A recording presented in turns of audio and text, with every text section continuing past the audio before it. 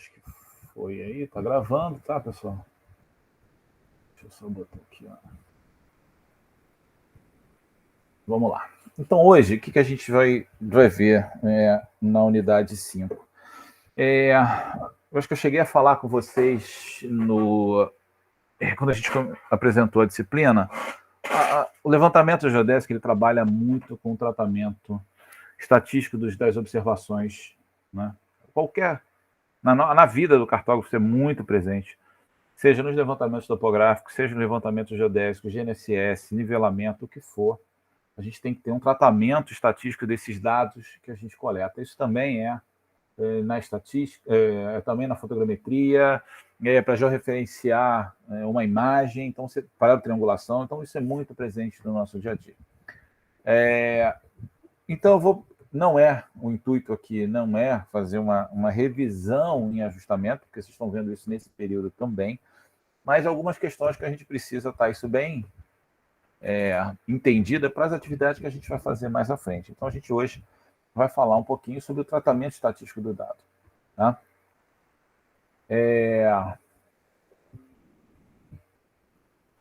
No que se refere ao tratamento estatístico do dado, uma das questões que a gente fala aí da questão das observações, por que a gente precisa ajustar observações? Porque a partir de um conjunto de observações, a gente tem que chegar a um valor mais de alta probabilidade de ser daquela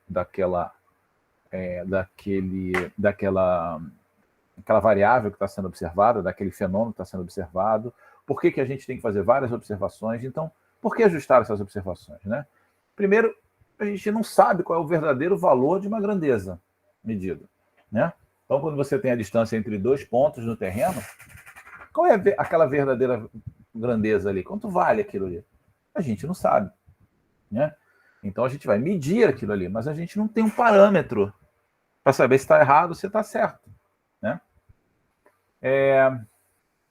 Também é importante a gente pensar em ajustamento de observações, que é inevitável a presença de erro nos processos de medição. Seja erros devido às limitações que o equipamento tem, seja erro devido a procedimentos que são adotados, a erros dos equipamentos, de construção de equipamentos, erros na operação do equipamento. Então, você tem vários fatores que agregam erro nesse processo de medir uma grandeza, né? Outra questão, o problema que a gente até já falou um pouquinho no outro, é que esses erros também vão decorrer de falhas humanas, né? Mais básico em relação a isso, né? Quando os equipamentos não elétricos, não eletrônicos, né? Os teodolitos ou os níveis óticos, mecânicos, em que você fazia observações na mira, você fazia observações de ângulo e você anotava. Qualquer uma anotação errada, uma inversão de valores, de algarismo, gera um erro ali naquele processo. Uma pontaria errada, você imagina que tem que fazer a pontaria num ponto e você faz num outro ponto. Então, esses erros são inevitáveis nesse processo e são também decorrentes de falhas humanas, né? Quando você vai fazer a medição de uma grandeza, se você mede uma vez só, você não sabe, como você não tem aquele valor correto, você não tem aquele valor real dali, correto não, um valor real, se aquilo que você mediu está certo ou não, né? Então, uma única medição é insuficiente. Ou seja, a pergunta é: uma única medição é suficiente para determinar uma grandeza? Não. E quando você mede com uma única medição para uma grandeza, se aquilo está errado ou não, você não sabe. Então vamos medir duas vezes. Ok. Se você mede duas vezes, se ela dá uma discrepância muito grande, qual é a certa? Então você também vai definir um conjunto de observações para que você possa minimizar ou chegar no valor de mais alta probabilidade, né? E depois que você faz esse conjunto de medições, você tem N medições de uma mesma grandeza. O que você faz com esses dados? Mediu 10 vezes a mesma distância, mediu 5 vezes o mesmo ângulo. No GPS, né, tem 2.000 observações, né, naquele período que está rastreando. O que se faz com essa quantidade, com essa quantidade de observações? Então, Por isso que a gente trabalha, por isso que a gente olha esse ajustamento dessas observações, dessas medidas que são feitas, dessas observações que são feitas sobre uma grandeza que a gente não sabe o valor. Tá? Dentro disso que a gente falou, uma das coisas que a gente repetiu muito aqui é a questão do erro. Né? Então, quando a gente está falando em erro, né, seja 1 mais 1, não é 3. Né? Então, aqui isso está errado, é um erro que está ali, isso é um erro. Mas como é que isso funciona, né? Levando esse exemplo, como é que isso funciona para as questões das observações, para as medições de grandeza das grandezas? Primeira questão, eu vou tentar fazer isso num gráfico. Primeira questão é, eu quero medir essa é a grandeza real. Está lá entre esses dois pontos. Eu não sei qual é essa grandeza real, ninguém sabe, eu vou medir para saber. Então, quando eu faço uma observação, essa observação tem provavelmente uma probabilidade muito grande de não ser o valor real, né? Então, esta observação, ao não chegar nesse valor real, o que falta para chegar nesse valor real é o erro, né? A diferença entre a grandeza real e o que você mediu. Essa diferença é o erro. Então, se eu tenho uma grandeza de 100 metros, eu meço 10 metros, a minha medição tem um erro de 90 metros, a minha medição tem um erro de 10 metros. A grande questão é que a gente não tem esses 100 metros, a gente não tem esse valor real. Então, como a gente viu anteriormente, eu vou ter que aumentar a quantidade de observações. Eu vou fazer mais observações e dentro desse conjunto de observações eu vou chegar em observação, o valor mais provável para aquela grandeza real. Lembrando que eu não sei qual é essa grandeza real. Tá? Então, a partir de um conjunto de observações, eu chego no valor mais provável, né? Dentre aquele conjunto de observações. Quando eu analiso uma observação por vez partindo de um valor real, o que eu tenho ali? Eu tenho um erro. Agora, quando eu analiso uma observação em relação ao valor mais provável daquele conjunto de observações, fiz 10 observações, cheguei no valor mais provável dentre essas 10 observações. A diferença entre a observação e esse valor mais provável é o desvio. Qual é a dispersão que se tem em relação àquela distribuição das observações. Tá? E o valor mais provável em relação à grandeza real é a acurácia. Então, quando a gente fala, esse mapeamento, essa observação, esse levantamento tem uma acurácia de 1 metro. O que isso quer dizer com isso? Quer dizer que a média dos valores observados naquele documento cartográfico, né, tem erro, desculpa, a média não. Os valores observados, né, qualquer grandeza observado naquele documento cartográfico, tem uma acurácia, se for 1 metro, menor do que 1 metro em relação ao seu valor real. Tá? Quando a gente fala de precisão, é conjunto de observações. É a dispersão de um conjunto de observações. Quando a gente fala de acurácia, a gente está falando, né, da exatidão, do quanto aquele valor mais provável está perto ou próximo desse valor real. Reforçando, a gente nunca sabe esse valor real. A gente vai tentar, a partir de observações, chegar nesse valor mais provável. Claro que algumas vezes, em alguns processos, você adota algumas medições como valor real. Né? Exemplo para isso. Então, quando você pega um documento cartográfico e você quer medir uma coordenada e você quer saber a acurácia daquele documento cartográfico, você vai usar a observação no campo com o GPS, né? Com equipamento com uma melhor qualidade na observação, com um valor real. Então, aquela observação medida com GPS, com todas as especificações necessárias, né, com GNSS, com todas as especificações necessárias, vai te simular aquele valor real. Então, quando você compara esse valor real que medido com GPS e no mesmo local que foi medido na carta, na obtenção de coordenada, lembrando, falando em carta, não é só carta impressa. Qualquer documento cartográfico, seja digital ou analógico. Quando você compara esses dois valores, adotando aquele ponto GPS como valor real, aí eu tenho uma acurácia do equipamento, do documento cartográfico. Tá? Então, a precisão é a medida da repetibilidade ou da dispersão dos valores observados. Então, se eu pego um aparelho e meço uma distância, e a distância bate sempre 10, 10, 10, 10 metros, ou 100, 100, 100, 100 metros, ou bate 100, 99,9, 99,9, 100, 99,9, 100,1. Ele sempre tem a mesma, uma dispersão muito pequena de observações e um equipamento preciso. Tá? Agora, quando você pega um equipamento e mede 100 metros, a média da segunda observação, 102, a média da terceira, 95, ele tem uma dispersão muito grande. Né? Ou seja, as observações estão muito dispersas, elas não estão concentradas. Tá?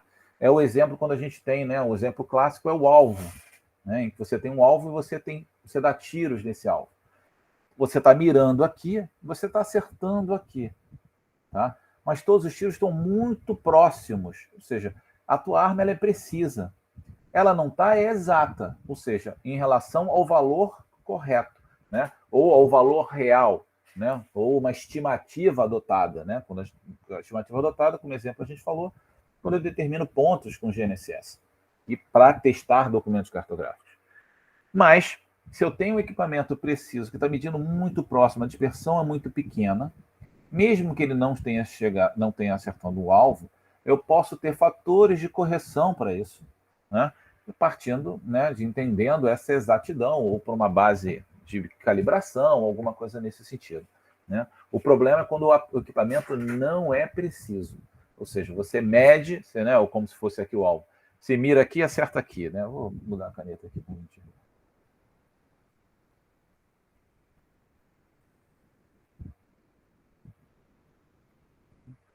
Você mirou aqui no centro, acertou aqui.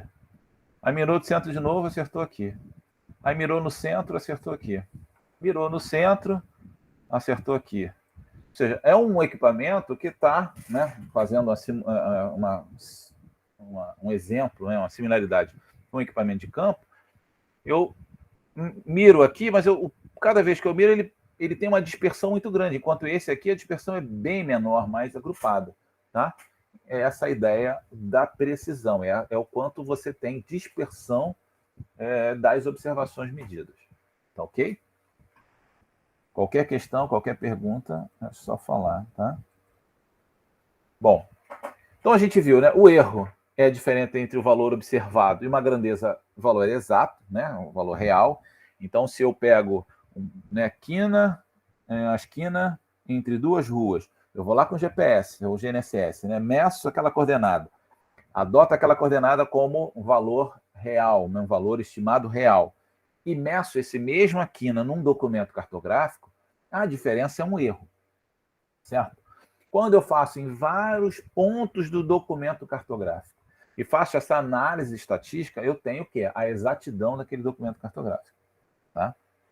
Mas tudo isso vem da fonte desse erro. Então, que tipos de erros existem? Então, a gente tem o erro dos grosseiros, é aquele que decorre de falha essencialmente humana. Você trocou uma coordenada, era para digitar uma coordenada, digitou outra.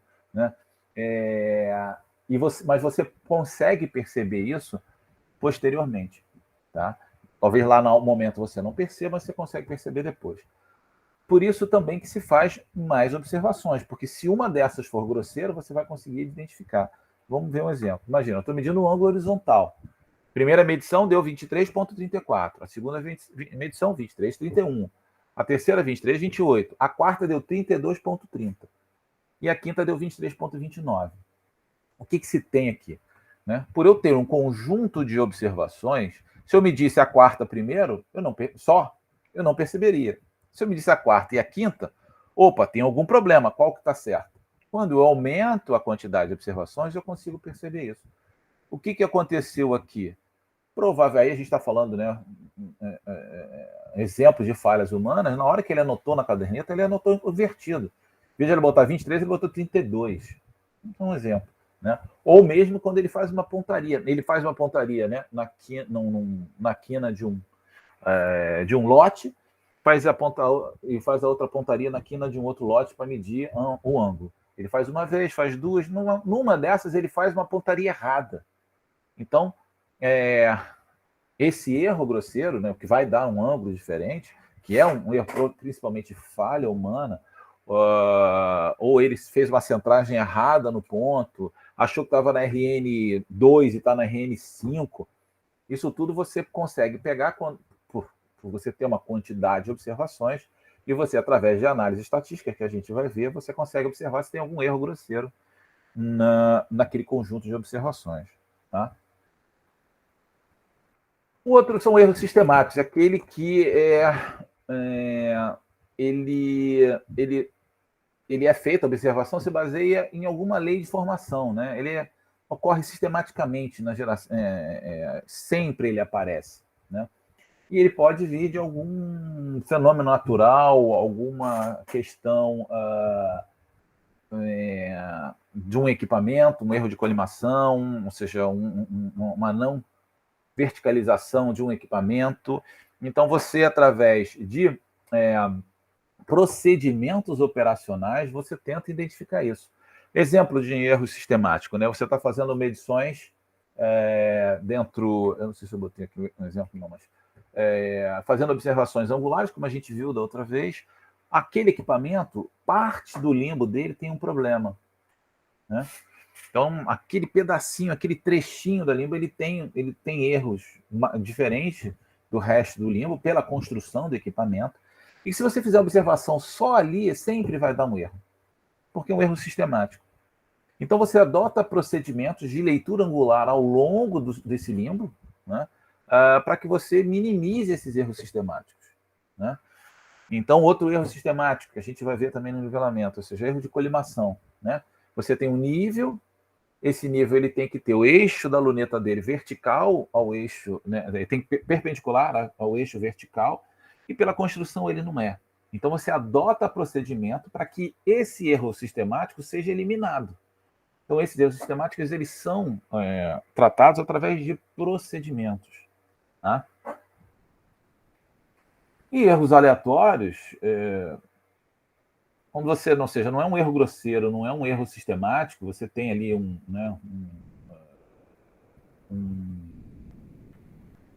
outro elemento que ocorre ali, que você vai identificar através, da mesma forma que o erro grosseiro, a partir de um maior conjunto de observações, né? Então, esses erros apresentam distribuição normal, normalmente, então você aumenta a quantidade de observações, você tem uma quantidade de observações, e a partir dessa análise estatística dessa distribuição normal, você trabalha isso e identifica esse valor mais provável, identifica erros que estão fora, que não são previstos, que não foram previstos por algum motivo, a partir de uma maior concentração uma maior quantidade de observações sobre aquela grandeza que você está medindo. Tá? Como ele fala aqui de uma distribuição normal, isso também vai valer para os erros grosseiros, ou seja, os erros sistemáticos, a gente vai adotar procedimentos, que podem ser também um aumento da quantidade de observação. E os erros aleatórios e grosseiros, você vai partir também da análise de probabilidade daquele conjunto de observações para que você tire dentro daquelas observações, aquela mais provável de ser a real, né? Uma distribuição normal, ela tem esta cara, né, uma curva simétrica, né, ou muito próximo, né, teoricamente, uma curva simétrica, em que você tem aqui o eixo X, né, o valor da observação, né, e no eixo Y, perdão, e no eixo X, né, a quantidade que aquele valor se repete. Então, se você mede, né, altura ou uma média, a média de a nota de uma prova numa turma de 100 alunos. Então, o que vai estar no eixo Y, no eixo X? As notas de 0 a 10. E o que vai estar no eixo Y? A quantidade de alunos que tiraram 10, a quantidade de alunos que tiraram 9, a quantidade de alunos que tiraram 0, tiraram 5. E aí você tem uma curva de distribuição. Nessas observações que a gente trabalha na topografia, trabalha na geodésia, nesse conjunto de observações, ela se caracteriza por observações que desenham uma distribuição normal. em que você tem uma das observações com maior quantidade de ocorrências e as outras, ou seja, para mais ou para menos, tem essa mesma distribuição fazendo esse mesmo desenho, tá? Eu vou separar aqui, eu vou terminar aqui, eu vou mais uns slides, acabei não separando ele, mas eu vou separar um vídeo do Átila Yamarino, que ele usa esse exemplo de distribuição normal para uma outra questão, né? A partir, né, de um conjunto de bolas que descem e fazem esse desenho, essa distribuição normal, que acho que é um exemplo muito bom. Eu vou parar aqui, depois terminar mais um slide, eu vou abrir esse vídeo para a gente ver, para vocês verem essa parte. Então, nessa distribuição normal, né, as leis que geram essa distribuição normal, elas se baseiam o quê? Os erros ou os desvios, a gente está falando mais de desvio aqui. Positivos e negativos ocorrem em igual probabilidade, então, né, então você tem um valor que mais ocorre, aqueles que vão ocorrendo menos, para mais ou para menos, né, eles têm uma distribuição simétrica. Tá? Os menores desvios são os mais frequentes, então se você tem aqui, né, o valor de mais alta probabilidade, de maior ocorrência, os menores desvios em relação a esse valor médio aqui, eles ocorrem mais frequentes do que os mais distantes, né? Grandes erros normalmente não ocorrem, e aí é com essa distribuição normal que a gente vai identificar erros grosseiros. Então, todas as observações estão nessa distribuição e você tem uma observação que está muito distante desse valor médio. É aí que a gente vai tratar e achar esse valor, esse erro grosseiro. Tá? Aqui são exemplos, então, dentro dessa distribuição normal, curvas mais fechadas e mais altas apresentam menores dispersão de observações, ou seja, você tem mais precisão, certo? Você tem mais quantidade de observações que estão próximas desse valor mais provável, enquanto curvas mais baixas e mais longas representam o quê? Um conjunto de observações mais dispersa, certo? Então, se você tem um conjunto de observações de um equipamento e ele tem esse desenho, isso significa que aquele equipamento está preciso, tem uma boa precisão. Tem uma precisão melhor do que esse equipamento, que as observações estão mais espaçadas daquele mesmo valor real que está sendo medido. Tá? Com isso também a gente pode chegar às análises estatísticas de probabilidade dentro dessa curva de nível, que diz o seguinte: bom, se eu tenho o valor de mais ocorrência aqui, né, que é o topo aqui da curva, se 68% das observações numa distribuição normal se encontram entre esse valor mais alto mais a dispersão de um desvio, que a gente vai ver mais à frente, menos o valor de um desvio desse conjunto de observações. Então, se eu pegar a média dessas observações, a gente vai ver que a média é o valor mais provável numa distribuição normal. Pegar o desvio padrão, ia somar a média mais um desvio padrão e diminuir da média menos um desvio padrão, esse intervalo, 68% das observações tem que estar nesse espaço. Tá? E assim vai. Né? Por isso, até que quando a gente vai tentar achar erros grosseiros, a gente trabalha com 3 desvios. Tudo que tiver fora desse intervalo, a gente considera um erro grosseiro, porque 99,74% das observações tem que estar dentro desse intervalo. Tá? Isso né, a partir da função dessa curva e da integral da função dessa curva, se calcula a área, e esse é o valor que se chega nesses percentuais. Tá bom? Deixa aqui eu achar rapidamente aqui.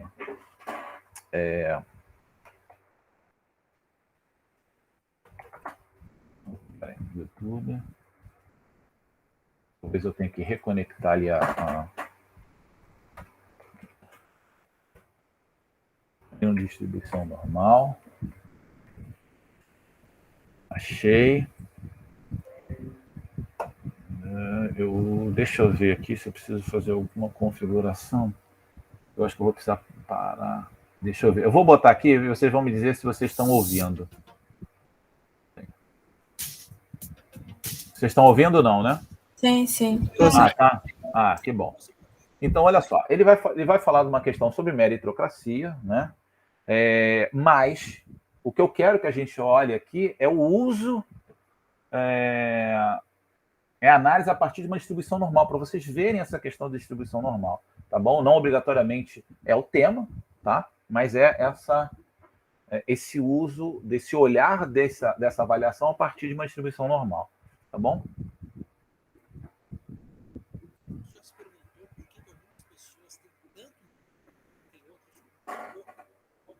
Professor, você tem que aumentar um pouco. Tá bem baixinho. Melhorou? Não. Não. Então, peraí. Deixa eu fazer o seguinte. Eu vou parar de transmitir e vou transmitir de novo. Peraí.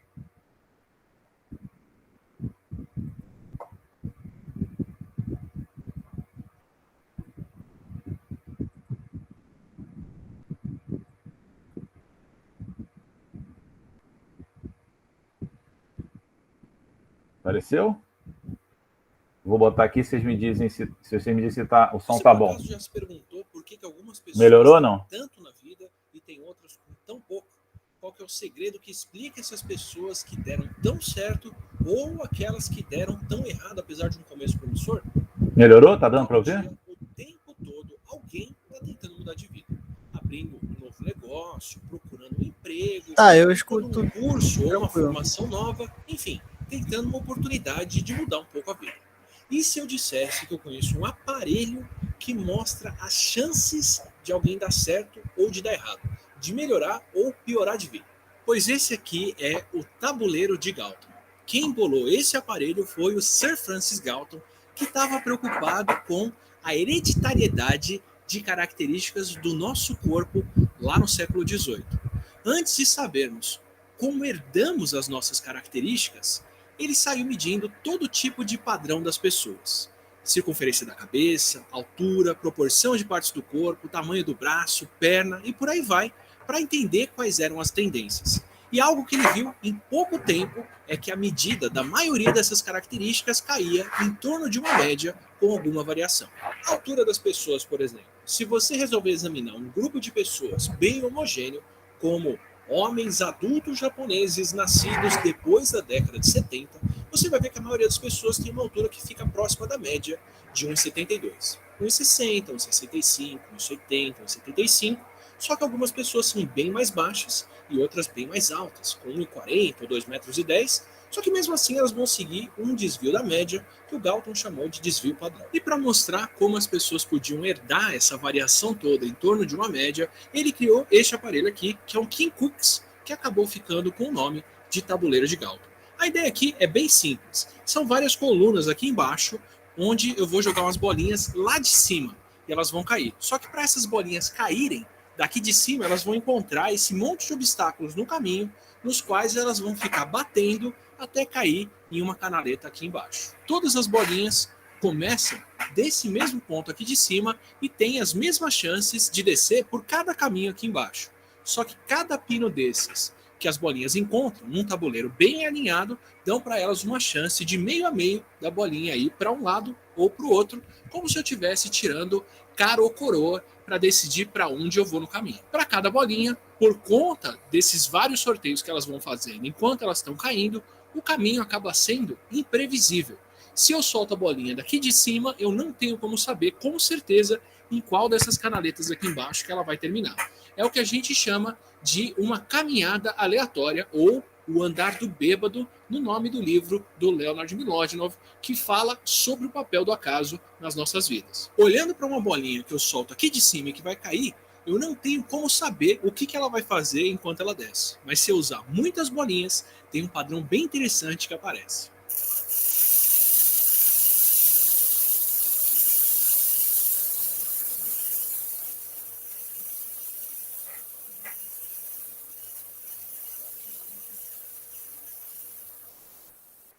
As canaletas aqui do meio, próximas da média, acabam bem mais cheias do que essas canaletas aqui da ponta. Isso porque, na média, a maioria das bolinhas vai tirar direita e esquerda no caminho na mesma proporção e vai acabar caindo nessa mesma região aqui. Algumas bolinhas vão sortear mais um lado do que o outro e vão acabar caindo nesses extremos aqui do ponto que estão bem longe da média. O que dá essa distribuição aqui que a gente chama de uma distribuição normal. Quando a gente compara as medidas de altura de uma população homogênea, como é aquela do Japão, ela segue esse tipo de distribuição aqui. Isso por conta do que acontece com a nossa herança de altura. Como são vários genes que dão a nossa altura, como várias dessas bolinhas que tem que se empilhar, a maioria das pessoas tem um tamanho em torno da média. Algumas pessoas vão acabar recebendo mais genes que contribuem mais para uma altura maior, ou vão ter acesso a mais nutrição e comer bem durante a vida e vão acabar em extremos mais altos. Enquanto tem outras pessoas que recebem menos genes que contribuem para a altura do que a média, ou passam por problemas de nutrição e vão acabar nas alturas menores. Não é exatamente uma distribuição normal, mas fica bem perto disso. O tamanho máximo que os nossos fios de cabelo podem ter, o tamanho dos dentes ou até das unhas também tende a ser assim. A maioria das pessoas vai ter uma medida que fica em torno de uma média, enquanto alguns caem nos extremos e acabam no Guinness. Só que esse caminho aleatório também pode se aplicar a mais coisas e o tabuleiro de Galton ilustra muito bem as consequências. Imagina que ao invés da altura, cada bolinha que eu jogar aqui representa o desempenho financeiro de alguém. E as colunas aqui embaixo vão marcar a medida que você quiser usar de sucesso, a medida que você queira.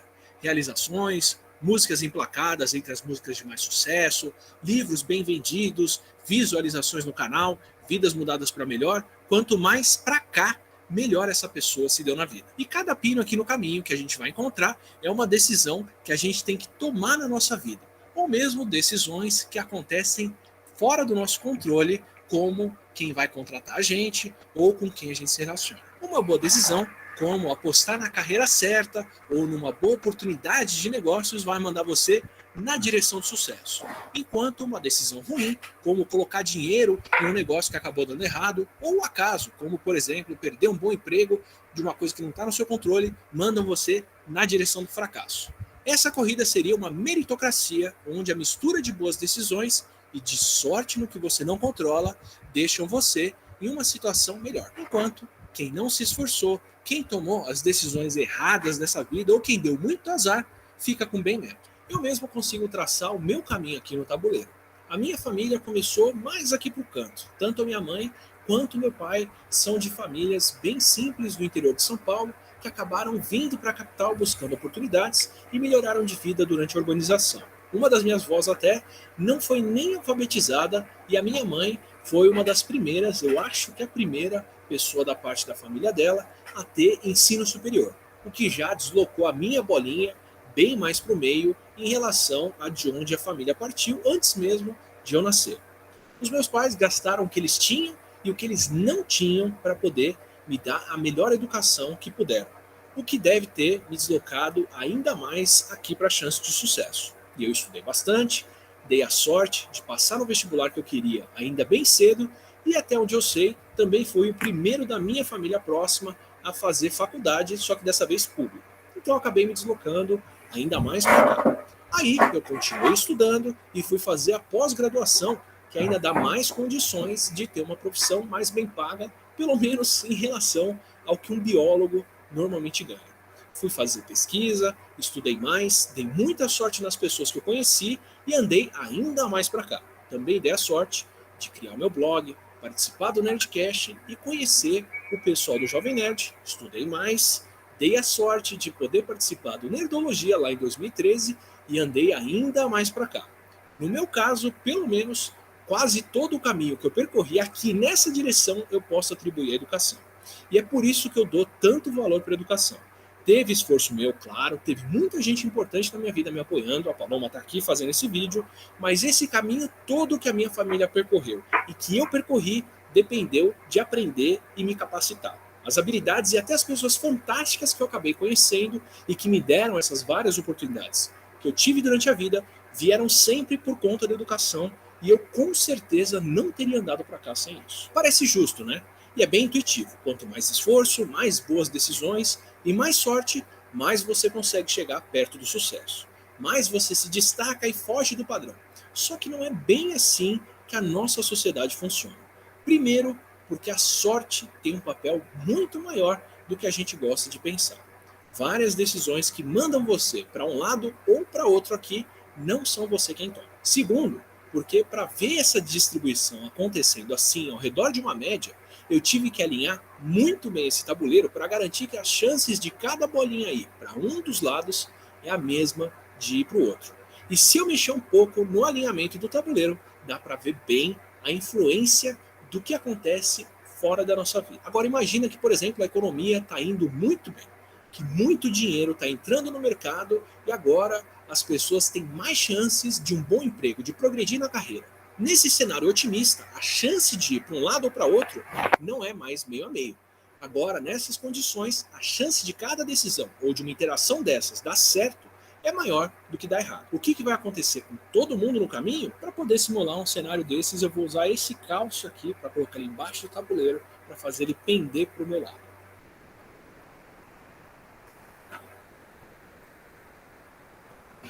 Pronto, agora a gente pode soltar as bolinhas aqui e simular as nossas empresas na corrida da vida.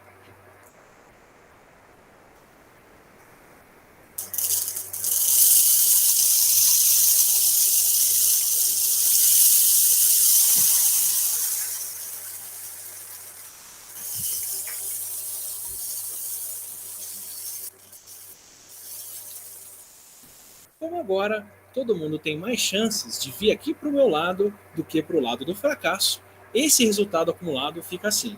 Foi só perder um pouco o tabuleiro mais para cá e muito mais pessoas vão parar nesse canto aqui em relação às simulações anteriores.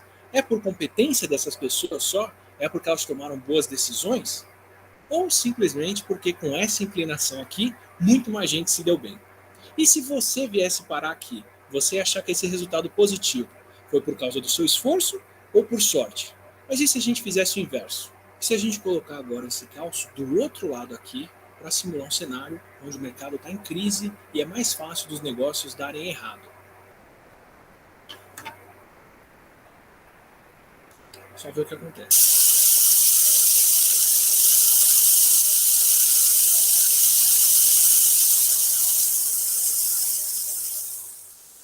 Agora olha aqui quanta gente vai parar nesse outro canto e piora de vida. Dá para culpar quem está passando por essa crise aqui? E se você tivesse nessa situação, tivesse piorado de vida ou se endividado, você ia pensar que tudo deu errado por sua escolha ou por acaso?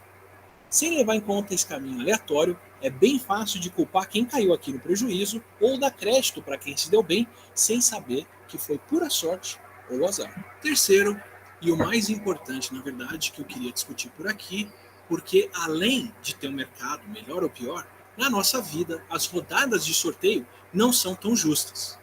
A gente não começa do mesmo ponto aqui no meio, bonitinho. Eu, você e todo mundo que está participando dessa rodada da vida, nesse ano aqui, não estamos aqui, nesse meio, prestes a cair. Não tem um botão de reset que vai trazer todo mundo para cá e dar as mesmas chances e as mesmas oportunidades de descer no sorteio. A gente está aqui no meio, no caminho já, no meio das interações, tomando as decisões e pagando pelas interações a cada dia. E mesmo quem acabou de nascer e ainda nem entrou nesse tabuleiro, não necessariamente vai começar aqui. Você pode ter começado a sua corrida de cá, porque os seus pais ou gerações anteriores não tiveram sucesso ou foram privados da chance de ter. E olha o que acontece se você começar de lá.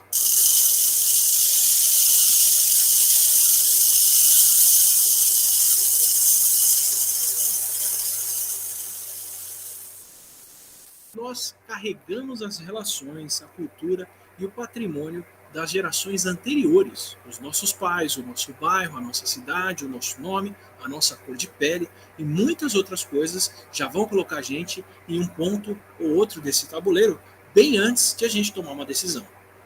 Olhando para alguém que acabou terminando aqui, do outro lado, pode parecer que essa pessoa fez por merecer e que na verdade foi ela quem tomou as decisões erradas que colocaram ela aqui no canto.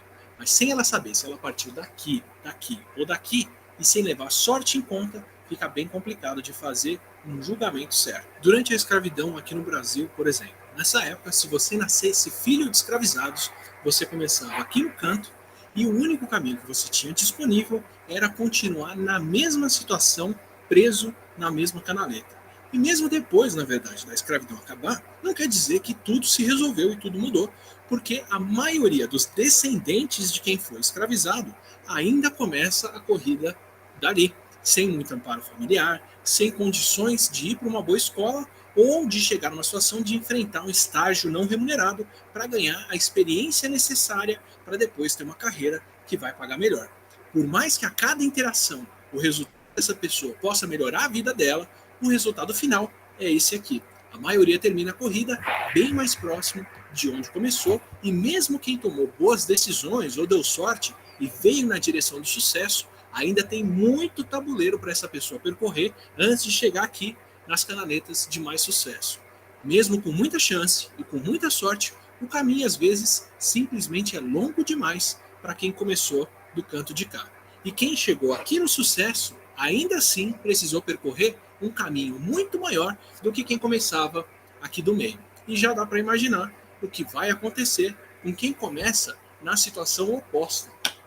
Se você já começou entre os que nasceram nessa ponta de cá, o jogo já começa bem mais favorável. Boa educação, boa alimentação, saúde e tempo para se dedicar aos estudos em uma boa escola, apoio financeiro. E aí, olha o que acontece se você nascer nessa outra condição.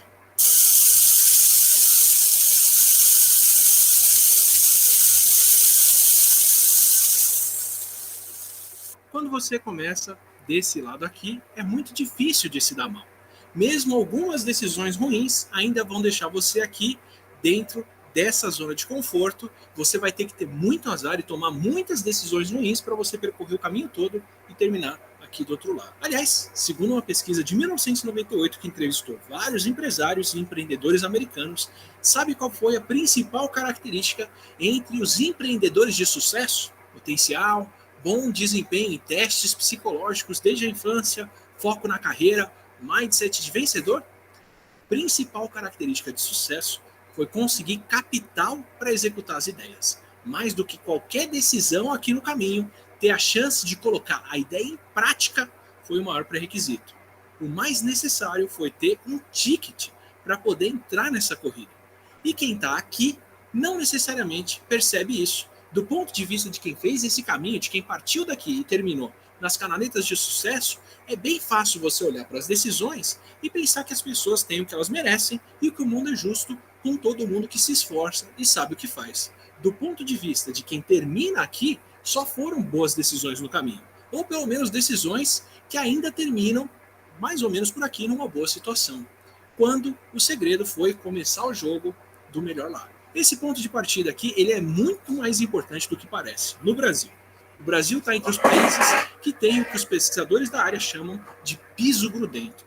Quando a gente vê as chances de transição social das pessoas em países como o nosso, a chance de elas caírem mais para lá ou mais para cá no tabuleiro do que o ponto de onde elas partiram, a gente vê que não é uma distribuição normal daquelas que a gente viu no começo do vídeo.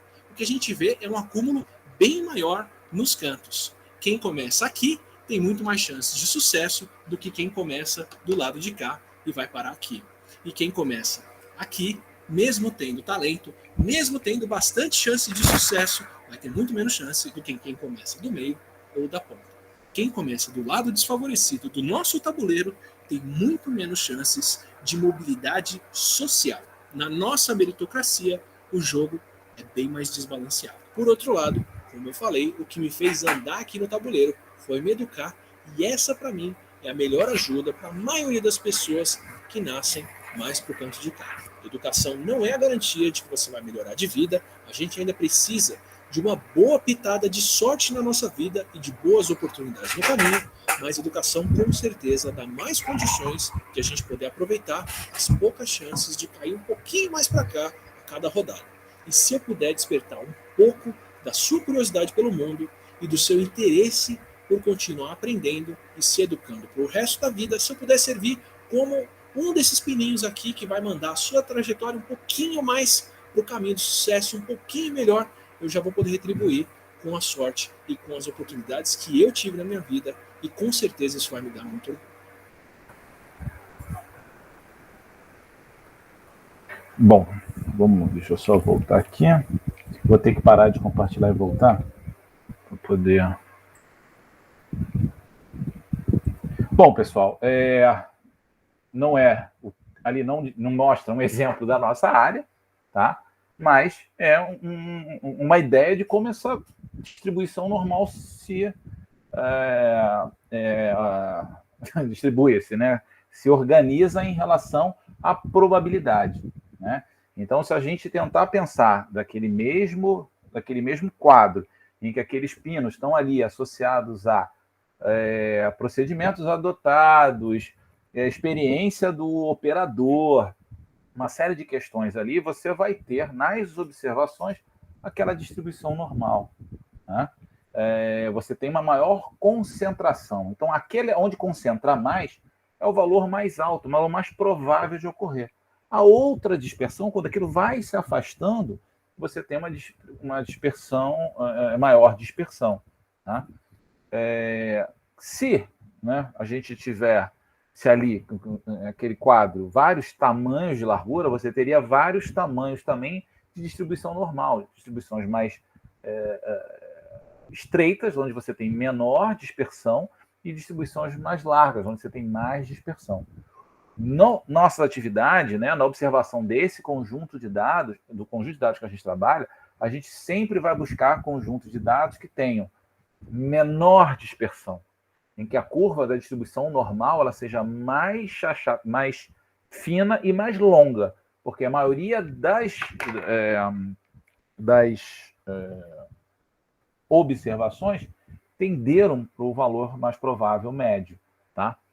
É como se a gente pegasse aquele mesmo exemplo que ele deu e se a gente conseguisse, dependendo de procedimentos, se a gente for pensar no nosso caso de procedimentos, se você for pensar no tema dele, ou seja, você tivesse ali ações sociais, em que você tivesse aquelas pontas tampadas, ou seja, você, né, simulando ações mais fortes sociais em que você não deixa. É porque ali você, aquele exemplo dele, você não está buscando, né? Você não está fazendo só análise do valor central, né? A dispersão mais à direita tem mais valor do que mais na esquerda. No nosso caso, não. No nosso caso, tanto faz a direita ou a esquerda, né? É mais uma dispersão, mais a centralidade daquela dispersão. Mas eu acho que ali dá para vocês verem bem, né? Como quanto mais, se ele jogasse 10 bolinhas, você nunca ia ver aquela distribuição normal ali. Né? Você consegue ver porque ele joga muito mais bolinhas e você vai ter ali uma quantidade. Se cada bolinha fosse uma observação, quanto mais observação, mais chega naquele desenho dessa curva normal e maior probabilidade de achar aquele valor central. Tudo bem? Alguma pergunta? Tranquilo? Depois lá também no Classroom eu ponho o link do vídeo também, tá? Bom, seguindo aqui, então, como é que a gente acha, né, o valor mais provável de uma grandeza? Né? Então, eu vou ter várias observações, várias medidas, L1, L2 até Ln, de uma grandeza X, que eu não sei qual é, né, onde N é a quantidade de observações. Né? E como eu não tenho como saber esse valor X, essa grandeza real, eu vou adotar uma estimativa para esse valor real. Tá? Então, eu não sei quanto é x maior, vou usar uma estimativa que é um x menor. Então, essa estimativa que eu estou dando aqui, menos a primeira observação, vai me dar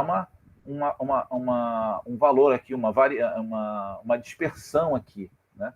Você pega esse mesmo valor que eu adotei, que uma estimativa qualquer, e tiro da segunda observação, ele vai me dar um outro valor, e assim vai sucessivamente. Tá? Eu tenho uma quantidade de observações, um valor que eu estimei qualquer, e aqui eu tenho essa dispersão aqui dessa estimativa para cada observação que eu fiz. Tá? Até as diferenças, tais resíduos, né, dessa observação são gerados a partir de um valor estimado. Se eu mudar esse valor estimado, eu vou ter outro conjunto de resíduos, certo? Eu escolhi uma estimativa. Eu não sei quanto é esse valor que eu medi, certo? Peguei uma estimativa qualquer. E o que eu quero agora saber é o seguinte: qual é essa estimativa que eu vou adotar como valor mais provável? Se eu posso escolher uma estimativa 1 vai dar resíduos diferentes, uma estimativa 2 vai dar resíduos diferentes, qual dessas estimativas, dentro daquele conjunto de observações, me representa melhor esse valor, essa medida, essa grandeza que eu quero medir, tá? Para isso, a gente adota, na geodésia, a gente adota a proposta do Gauss, né? Que é o método dos mínimos quadrados. O que o método dos mínimos quadrados diz? Né? Diz que ele aceita o valor mais provável, ou seja, aquela estimativa que eu vou mais provável para aquela grandeza, um valor onde o somatório daqueles resíduos é mínimo. Certo? Então, vamos lá. Eu vou partir do princípio. Eu vou pegar uma estimativa 1. Ela vai gerar resíduos. E eu tenho a soma do quadrado desses resíduos. Eu pego a estimativa 2. Vai gerar resíduos diferentes e o somatório desses quadrados vai dar um outro valor. De todas essas estimativas que eu usei, a mais provável é que aquele resíduo for o mínimo. Né? Então, é o método dos mínimos quadrados. Eu vou aceitar um valor mais provável de uma observação, aquele valor, ou seja, aquela estimativa, ou seja, mínimo a soma dos quadrados de resíduo, ou seja, o menor valor de todas as... Só que a gente vai pensar de todas as estimativas possíveis. Tá? Então, essa é a ideia, ou seja, o somatório desse quadrado somatório de resíduos seja mínimo. Bom, então como é que a gente vai fazer isso? Né? Muitas vezes essas observações elas não oferecem, dependendo, tá? Você pode ter isso em condições, você pode ter algumas questões que você pode ter graus diferentes dessas observações, daqueles L's, tá? E aí você vai ter um valor, um peso para cada um daquelas observações, tá? Bom, para resolver isso, o que a gente tem? Se a gente escrever de uma forma matricial, o que eu tenho? Eu tenho o vetor V, né, dos resíduos, e o quadrado dele é desenhado como? A matriz transposta vezes a própria matriz. Tá? Para eu escrever isso de forma matricial, isso tem que ser mínimo. Se eu tiver um vetor peso, eu vou botar aqui um vetor peso também. Então, né, a transposta, V1 vezes V1, V2 e assim por diante, eu tenho, né, o desenho dessa minha representação de forma matricial.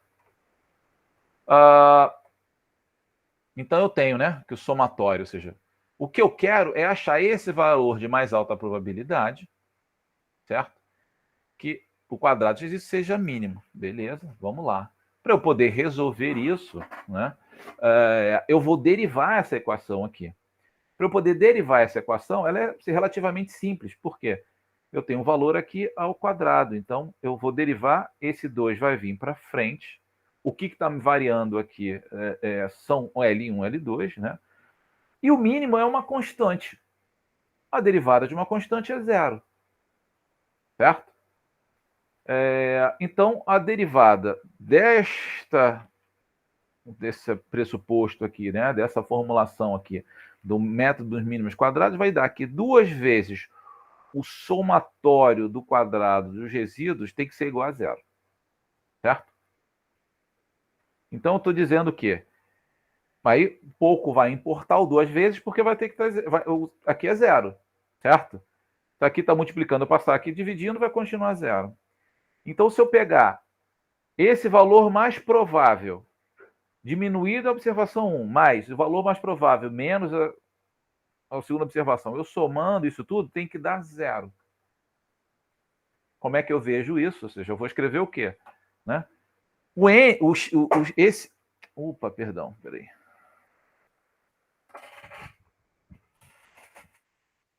Vê que o x se repete. Então, se eu desmontar isso aqui, ó, né? Esse x menos L1 mais x menos L1 mais x menos L2, ele vai se repetir n vezes, né? Então, n vezes x é igual, passando para o outro lado, tudo estava diminuindo, passo para o outro lado, está somando. E passando esse n para cá, que o n eu sei, porque eu sei a quantidade de observações, eu sei a quantidade de observações e sei as observações. O valor mais provável é aquele em que o somatório das observações dividido pela quantidade de observações, a nossa famosa média aritmética. Então, numa distribuição normal, o valor mais provável é a média aritmética das distribuições, né? Partindo do método dos mínimos quadrados. Tá? Então, a média é o valor de mais alta probabilidade. Por isso, quando a gente faz 10 observações e eu quero chegar no valor de mais alta probabilidade, eu vou tomar essas 10 observações e vou dividir por 10. O desvio padrão, ele vai calcular o quê? Essa dispersão estatística em relação a essa média. Então, o que ele faz? Para cada observação, né, eu vou pegar esse valor médio, vou calcular aqui, levar o quadrado, vou dividir por n-1, vou tirar a raiz e eu vou ter o quê? A dispersão. Quanto maior esse desvio, mais disperso estão essas observações, mais distribuída é a curva e mais achatada é a curva. Tá?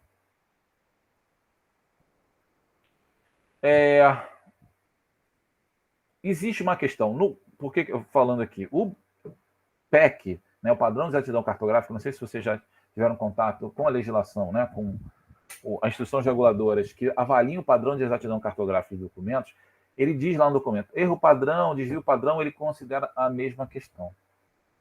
Por que isso? E há diferença entre o erro e o desvio? Sim. Como a gente falou lá no início, erro está associado ao valor real. Eu não sei qual é esse valor real. Então, eu não tenho um erro padrão. O que eu tenho é um desvio padrão. É um desvio em relação ao quê? Às observações. Tá? O PEC, o padrão de exatidão cartográfica, ele usa desvio e erro da mesma forma. Por quê?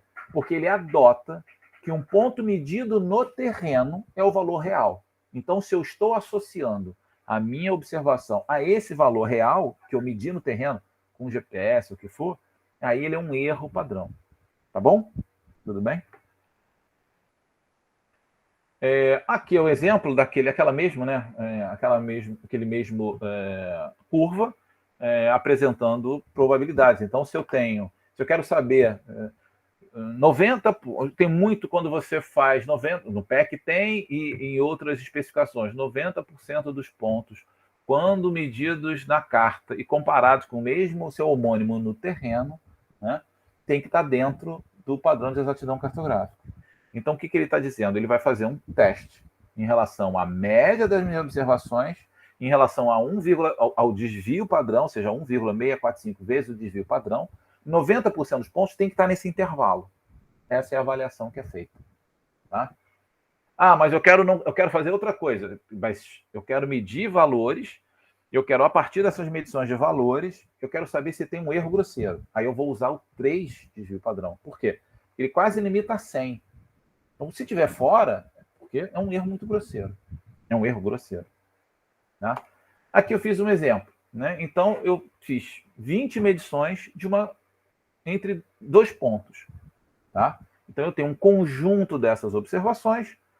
O valor de mais alta probabilidade vai ser o quê? O somatório disso tudo dividido por 20.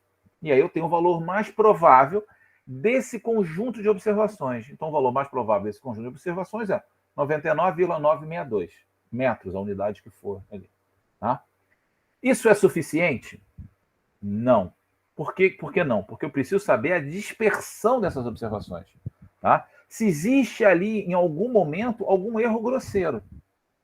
Então, o que eu vou fazer? Eu vou calcular o desvio. O desvio padrão nessas observações é 0,38 metros. Vamos dizer que sejam metros esses valores. Tá? Então, repare.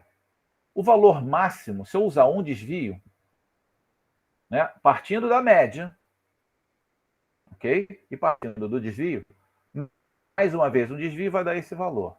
Média menos uma vez o desvio vai dar esse valor. Então, 68% dos pontos tem que estar dentro desse intervalo. 80% tem que estar dentro desse intervalo. 99,5% dos pontos tem que estar dentro desse intervalo. 99% ou quase 100% tem que estar dentro desse intervalo. Quando se falou 80%, por que é 1,282 desvio padrão? Nos livros estatísticos que mostram a distribuição normal, você tem esses valores já pré-definidos. Tá? Bom, quando eu vou olhar isso aqui, eu tenho aqui 4 pontos que estão fora desse intervalo. 4 pontos fora significa que o resto, ou seja, 80% dos pontos, estão dentro desse intervalo, ou seja, até melhor do que está definido aqui. Então, ok. Ah, e nesse aqui? Opa, eu tenho esses 2 pontos fora. Isso significa que 90% dos pontos estão dentro. Eu precisava de 80, 90 está dentro. E no terceiro, 95. Só esse está fora. Está bem próximo, tá vendo? Tá? Ah, mas não tinha que ser 95,5. Mas tem hora que eu não vou conseguir chegar nessa precisão pela quantidade de observações. Né? Talvez se eu tivesse 200 observações, eu teria como chegar no 0,0, no 0,5. Tá? Opa, mas está bem. Quando eu chego nesse, eu tenho que estar 100% dos pontos ali dentro. E não, esse ponto continua fora. Aí já me chama a atenção. Ou seja, esse ponto aqui, eu posso considerar como um ponto que tem um erro grosseiro. Por quê?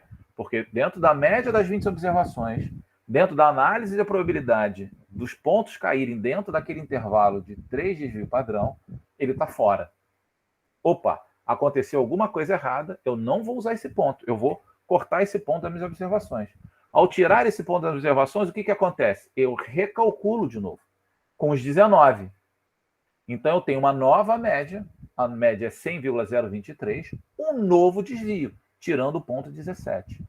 Faço a mesma análise estatística, ou seja, eu tenho aqui 65, 80, 100 e 100 aqui. Repara que até para um desvio ele ficou um pouco pior, mas eu já garanto que eu tenho 100% dos pontos ali dentro. Normalmente a gente trabalha com 90% dos pontos e ele vai dar em relação a essa observação. Tá? Então, o que eu queria conversar com vocês hoje era isso, ou seja, a gente vai trabalhar com um conjunto de observações e levantamentos geodésicos, nos processos clássicos, com leitura angular, com leitura de distância, com procedimentos a serem adotados nessas observações para que você evite erro e você possa chegar no valor de mais alta probabilidade. Para ajustar uma rede de nivelamento, para achar o valor mais provável, a gente vai ver isso nos nivelamentos, quando a gente fizer o fechamento, né, da rede de nivelamento, dos circuitos de nivelamento, Ré e Vant. Teve uma apresentação, eu não sei se eu mandei para vocês, eu posso depois mandar o link do evento do JGeoTech, em que o Xavier do IBGE falou sobre levantamento geodésico, falou sobre nivelamento. Tá? Claro, o Guiderland também falou sobre a questão de GPS, PPP, RBMC, RBMC-IP, é bem interessante. Mas o que eu queria que vocês tivessem do que a gente falou hoje, não, um intuito não é fazer um ajustamento de observações aqui, a gente não sabe qual é o valor real, a gente vai ter que trabalhar com um conjunto de observações para chegar nesse valor mais provável. Como a maioria das nossas atividades ela se encaixa numa distribuição normal e usando o método dos mínimos quadrados, o valor de mais alta probabilidade de um conjunto de observações é sua média aritmética. Tá bom? Perguntas? Dúvidas? Questionamentos? Fiquem à vontade.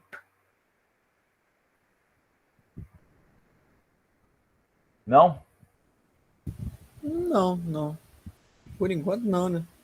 Tá bom. Então, olha só. Como eu falei lá no início, deixa eu parar aqui de gravar, então.